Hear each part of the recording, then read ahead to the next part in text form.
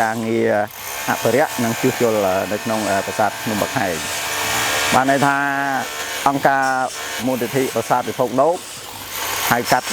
WMS បានចូលមកក្នុងការងារអភិរក្សហ្នឹងនៅក្នុងឆ្នាំ2004ដល់2007ក្នុងគោលបំណងមកសិក្សាស្រាវជ្រាវហើយនឹងធ្វើគម្រោងសាកល្បងនៅជ្រុងខាងត្បូងជាងខាងលិចតែមួយជ្រុងជឿន S Level S ហើយដំណាក់កាលទី2នោះក៏បានចាប់ផ្ដើមនៅក្នុងឆ្នាំ2008ហើយនឹងបញ្ចប់នៅក្នុងឆ្នាំ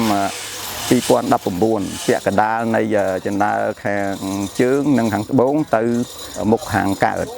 ហើយក្នុងគម្រោងនោះក៏មានការធ្វើកំណាយមួយជ្រុងនៅជ្រុងខាងត្បូងឈៀងខាងកើតហើយក៏បន្តនៅការងារអភិរក្សជាដំបូងនៅជ្រុងខាងជើងឈៀងខាងកើតហើយយើងបានបញ្ចប់គម្រោងនោះនៅក្នុងខែ8ឆ្នាំ2019ហើយចាប់ពីខែ9 2019យើងក៏បានបន្តគម្រោងដំណាក់កាលទី3ពាក់កណ្ដាលនៃផ្នែកខាងលិចហើយគម្រោងនៅផ្នែកខាងលិចហ្នឹងយើងបានចាប់ផ្ដើមពីឆ្នាំ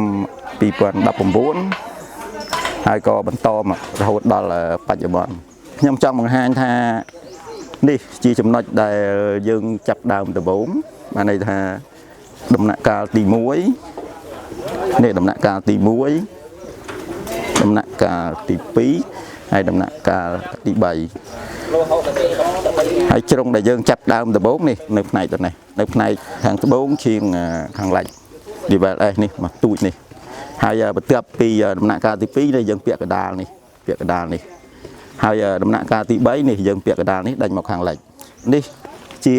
ដំណើរការដែលយើងបានកត់ត្រាតាំងពីគម្រោងដំបូងរហូតដល់បច្ចុប្បន្នភាពហើយនេះគឺជាការរៀបចំកត់ត្រានៅការវិវត្តនៃគម្រោងការងារជួសជុលនិងអភិរក្សនៅភ្នំបាខែងនឹងបានន័យថាគម្រោងទាំងមូលហ្នឹងវាមាន4ជាន់បានន័យថានៅជាន់ S ជាន់ E ជាន់ D ហើយនិងជាន់ C ហ្នឹងបើសាច់ជាយើងសរុបទៅវាបានបញ្ចប់3ជ្រុងហើយគឺ